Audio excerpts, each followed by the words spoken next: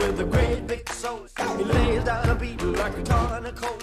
He goes by the name of King Creole. Je vais vous dire que le roi, oui, le roi, c'est Henri Jean c'est Sapin. Henri Jean quand même, il faut le C'est dire. lui qui est tombé sur la Il la fève. mérite tellement. Alors, une tradition pour toutes les familles. D'où vient cette célébration? Eh ben, c'est ce que vous êtes allé chercher. Vous êtes allé à l'INA, chez nos amis de l'INA, et vous avez fouiné et vous avez trouvé quand même quelques, à mon avis, quelques pépites. Oui, comme d'habitude. Et c'est vrai que déjà à l'époque, ils avaient un petit peu du mal à savoir ce qu'était l'épiphanie. Voilà, les origines Alors, je exactes. n'ose demander et poser la question, à votre avis, d'où ça vient? Ah ben, on va vous dire. Frédéric peut Non, vous voilà, répondre. non, Frédéric, de toute façon, il a toujours réponse à tout, donc c'est- non.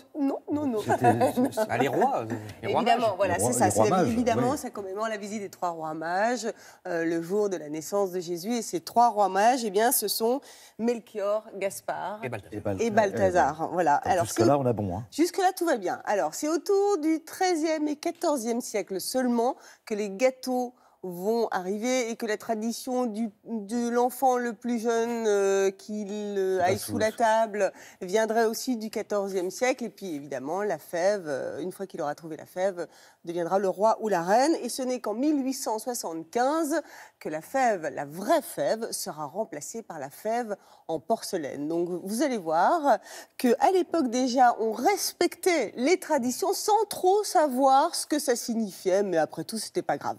Regardez. Bonjour à tous. C'est l'heure du goûter. Vous voyez, on ne l'oublie pas. Mais aujourd'hui, c'est un goûter un peu extraordinaire. À la place des tartines, il y a une belle galette. Les boulangers-pâtissiers de Provence ont redoublé d'activité aujourd'hui, jour de l'épiphanie, fête des rois mages. Comment ils s'appelaient les trois rois mages? Melchior, Balthazar Et Gaspard, non? Gaspard, oui. Monsieur, quelle est l'origine de la fête de l'Épiphanie? Oh là là, vous m'en demandez tout. Autrefois, on tirait le roi avec la fève traditionnelle cachée dans la délicieuse couronne briochée. Maintenant, le pâtissier glisse dans la pâte, en plus de la fève, un sujet de porcelaine. Ah ben, j'ai vu ça écrit sur le calendrier, mais je sais pas exactement ce que c'est que cette histoire. La fête de l'Épiphanie, c'est une fête des rois mages, je crois, enfin une fête de l'Évangile. La fête de l'Épiphanie, ma foi, je peux pas vous dire parce que je suis pas très catholique et je ne connais absolument rien. C'est lorsque les rois mages sont venus à adorer Jésus. Si vous voulez les représenter, les rois mages, c'est pas difficile. Si vous savez écrire, vous savez dessiner. Il suffit d'écrire les rois, comme ceci.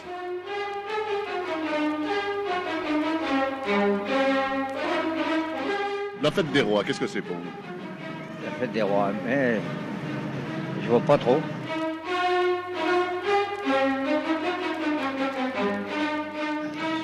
Pourquoi? Moi je regrette. Hein. Parce qu'il paraît que ça porte bonheur, je sais pas. Monsieur, quelle est l'origine de la fête de l'Épiphanie?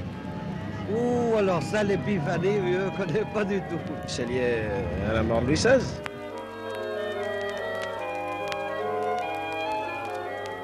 Balthazar allait devant comme l'étoile va vite. Où est-ce que vous êtes déjà reine? J'étais reine à midi.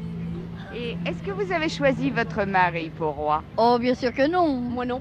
Moi non plus, je dois l'avouer. Avez-vous déjà vu des fèves, de vraies fèves, de celles qui se mangent et ne poussent pas dans les galettes? Eh bien, moi, je vais vous en montrer. Melchior venait le dernier, comme l'étoile va vite. Melchior venait le dernier, le long du sentier. Ils arrivèrent pourtant, comme l'étoile va vite, auprès du petit enfant. Et voilà. Alors, bonne fête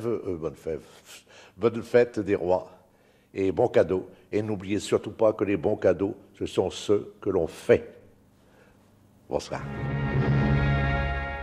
J'espère que c'est noté. Voilà. Bonne fève, hein, Thierry. Bon. C'est bien parce que les trois rois, en général, c'est comme pour les nains de Blanche-Neige. On en a trois, il en manquait un à chaque fois. Oui, c'est vrai. Donc oui. C'est vrai qu'ils n'étaient pas très au courant, très au non, fait. pas trop. Hein. Mais je pense qu'aujourd'hui, c'est pas mieux. Hein. Je voudrais pas dire. C'est mais... pas Riri, Fifi et Loulou? Non, oui, pas ça. Oui, c'est vrai. C'est bien, Frédéric. Pour terminer, quelques chiffres. Allez, oui, oui, parce que quand même, le business est absolument énorme. On est quand même sur des marges allant jusqu'à 400%. Alors, figurez-vous que Ce sont 32 millions de galettes qui sont vendues chaque année en France. Plus de 32 millions. On est à 25 millions de galettes industrielles. Au secours. Loïc Ballet, si tu nous entends, 7 millions d'artisanales, fort heureusement. Et le chiffre d'affaires, à votre avis, il est de combien ? Ça, alors là, 332 millions d'euros. C'est absolument colossal. Voilà. Ah, peut-être un petit dernier chiffre assez rigolo. Oui. Allez, un dernier. Allez, La proportion des parents qui trichent pour laisser leurs enfants avoir la fève, à votre avis ? 100%. Eh ben non, même pas. Même pas. 68%. alors, papa, maman, ça va pas du tout, ça. Et Loïc, il vous a entendu, hein, il s'occupe de tout, il est en régie avec tous nos amis. On continue.